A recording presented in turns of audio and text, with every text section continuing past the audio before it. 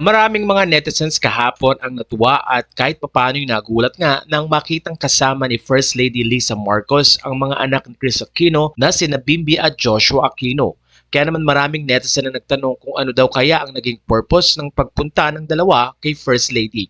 Sa isang interview kay President Bongbong Marcos, doon ay sinabi nito na dinalaw ni Bimby at pati na rin ni Joshua si First Lady Lisa Marcos para na rin sa assistance na hinihingi ni Chris regarding sa travel. Hindi man masyadong nilinaw ni President Bongbong Marcos kung anong travel assistance ang kailangan ng mga Aquino, pero natutuwa siya dahil napakagandang gesture di umano ang ginawa ni Bimby at pati na rin ni Joshua na ayon nga sa kanya ay very personal human interaction between their families. At dahil dito, naitanong din kay President Bongbong Marcos kung okay na ang feud between their families.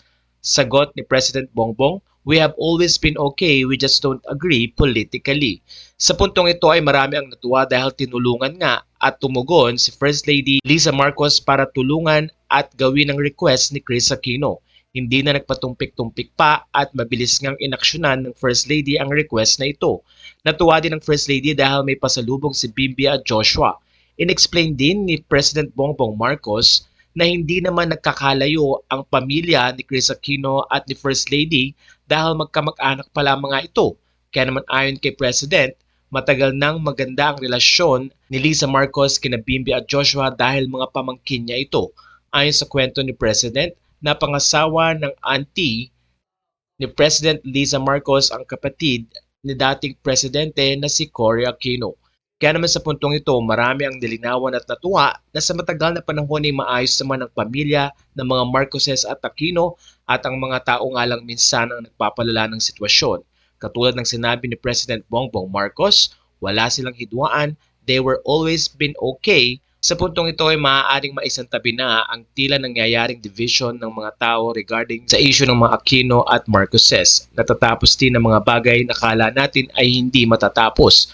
At ang mga photos na kasama ni Bimby, pati na rin ni Joshua Aquino si First Lady Lisa Marcos ang magpapatunay na maayos ang kanilang relasyon at handang tumulong sa isa't isa.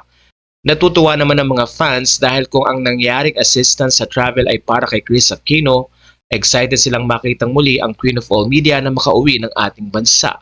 Matatandang naikwento ni Chris na baka bago mag-December ay makauwi siya ng Pilipinas dahil umaayos na ang kanyang kalagayan at para dito na maituloy ang kanyang medication na matagal na ring iniintay ng maraming mga Filipino. Umaasa din ng mga fans ni Chris Aquino na maipoprovide ang mga gamot na mula sa Amerika ay maaaring maidala dito sa Pilipinas. Dahil na rin sa assistance na binigay ni First Lady Lisa Marcos, maaaring makauwi si Chris ng maayos at mapayapa.